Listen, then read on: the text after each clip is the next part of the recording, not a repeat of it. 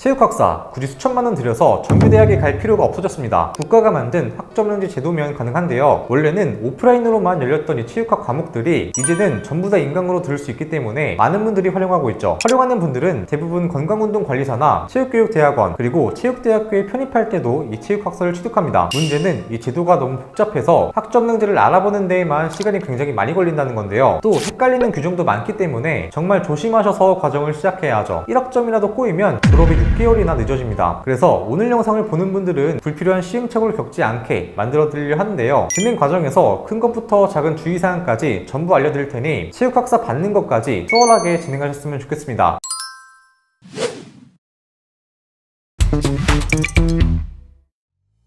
먼저 주의사항을 알아보기 전에 학위 취득의 기본 요건부터 살펴볼게요. 학점은행제는 기본적으로 전공 상관없이 140학점을 이수해야 학사가 나오는데요. 자세하게는 전공 60학점과 교양 30학점까지 필수로 이수한 상태에서 총 140학점까지 만들어야 합니다. 하지만 최종 학력에 따라서 이수해야 하는 학점은 다를 수 있는데요. 내가 만약 대학교 중퇴자나 전문대 졸업자다 라고 했을 때는 대학교 학점을 학점은행제로 끌어올 수 있기 때문에 더 수월하게 시작할 수 있죠. 또 나의 최종 학력과 목표에 따라서 학점은행제에서 어떤 학위 과정을 진행해야 하는지도 달라집니다. 처음엔 이걸 몰라서 헤매는 분들이 많기 때문에 지금 보는 사진을 꼭 기억해주세요. 내가 만약 고졸자이거나 전문대 졸업자다 라고 했을 때는 학사를 취득하기 위해서 140학점을 이수해야 하고요. 만약 4년제 대졸자라면 사전공 학사라는 과정으로 전공 48학점만 이수해서 체육학사를 취득할 수 있습니다. 하지만 건강운동관리사 응시 자격이나 편입할 목적으로 학점은행제를 활용한다면 굳이 140학점, 48학점까지 이수하지 않아도 되는데요. 체육학사가 아닌 체육 분야 전문학사를 취득해도 건강운동관리사 응시 자격과 편입 조건을 갖출 수 있습니다. 대부분 레저 스포츠 전문학사를 취득하는 편이죠. 다른 전공은 바둑과 의정 경우가 있는데 온라인으로 열리지 않는 전공이기 때문에 사실상 진행이 불가능합니다. 그래서 레저 스포츠 전문학사를 취득한다면 고졸자는 80학점, 전문대나 대졸자분들은 사전공 전문학사로 36학점만 이수하면 됩니다. 가장 기본이기 때문에 이 부분은 반드시 알아가시고요. 이제 몇 학점을 이수해야 하는지는 알았으니까 어떻게 학점을 쌓는지 알아보겠습니다.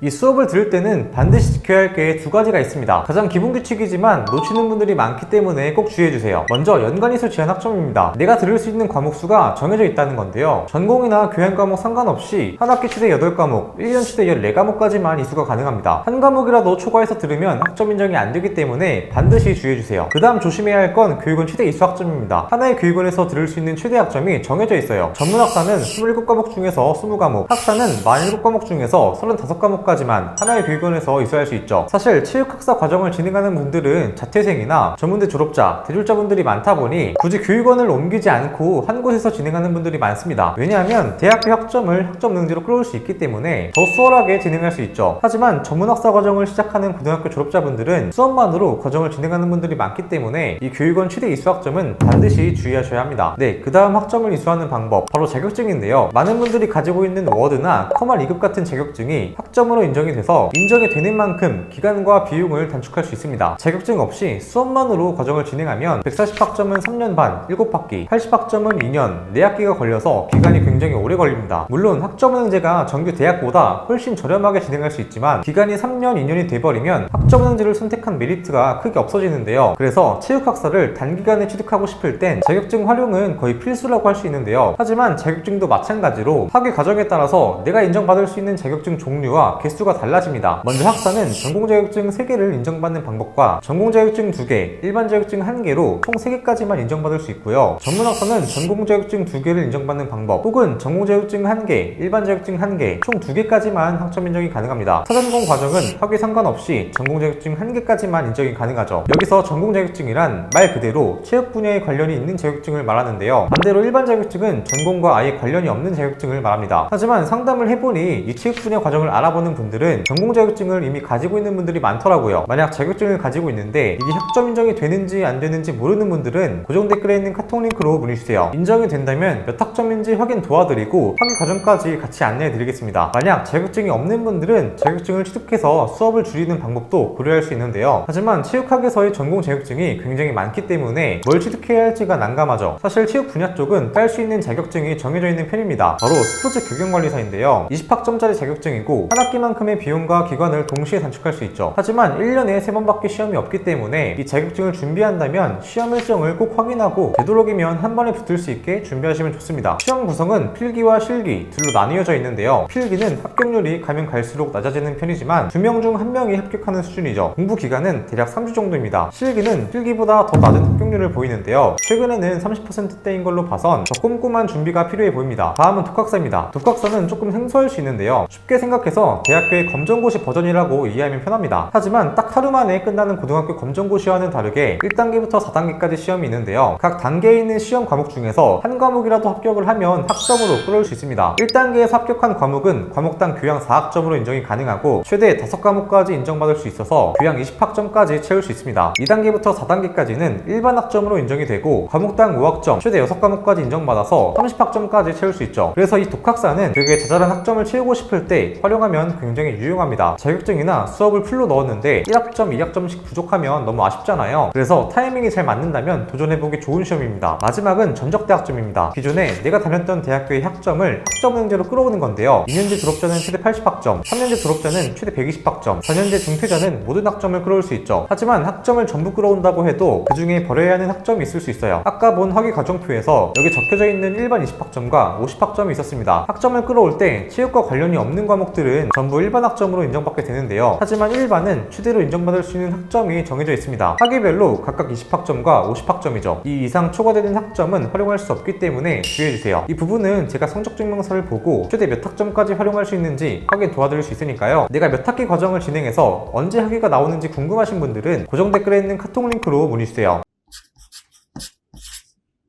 이제 내가 채워야 하는 학점까지 알았다면 어떤 교육원에서 수업을 들을지 정해야 하는데요. 하지만 학점은제가 너무 생소하다 보니까 어떤 기준을 갖고 교육원을 선택해야 할지 난감할 수 있죠. 기준은 교육원마다 이수 난이도를 보시면 선택하기가 더 쉬워집니다. 이수 난이도는 교육원마다 다 다른데요. 이수가 어려운 교육원은 나 혼자서 수업에 계속 신경 써줘야 하고 대부분 플래너가 없는 교육원입니다. 학점은제 행정 절차도 직접 진행해야 하고 내가 어떤 과목을 들어야 하는지도 직접 다 발품을 팔아야 하죠. 반대로 이수가 쉬운 교육원은 플래너가 있는 교육원인데요. 학점은제 수업 안 해도 중간고사와 기말고사가 있는데 이걸 오픈북으로 시험을 볼 수 있게 자료를 보내드리고 대부분 과제를 많이 어려워하시는데 이때도 참고 예시와 작성 방법을 보내드립니다. 현실적으로 학은제에 신경을 못 써도 이수할 수 있게 도와주기 때문에 플래너가 있는 교육원과 없는 교육원을 잘 참고하셔서 과정을 알아보시면 될 것 같습니다. 만약 교육원을 찾고 있는데 학점은제 과정이 너무 난해하다, 복잡하다 싶은 분들은 저 준희쌤한테 말씀해주세요. 수강하기 쉬운 교육원 안내해드리고 학위를 받을 때까지 안내해드리고 있습니다. 네, 오늘 영상은 여기까지입니다. 지금까지 가시TV 준희쌤이었습니다. 감사합니다. 더 궁금하신 점이 있거나 영상에 나온 선생님과 상담을 원하시면 PC는 제목 아래에 있는 더보기란을 클릭, 상단에 있는 상담 링크를 클릭하셔서 문의를 남겨주시면 됩니다. 모바일은 화면 아래에 있는 더보기란을 터치, 상담 링크를 확인해보세요. 카카오톡 상담은 댓글에 있는 링크를 클릭하셔서 궁금하신 내용 남겨주시면 빠르게 답변 도와드리겠습니다.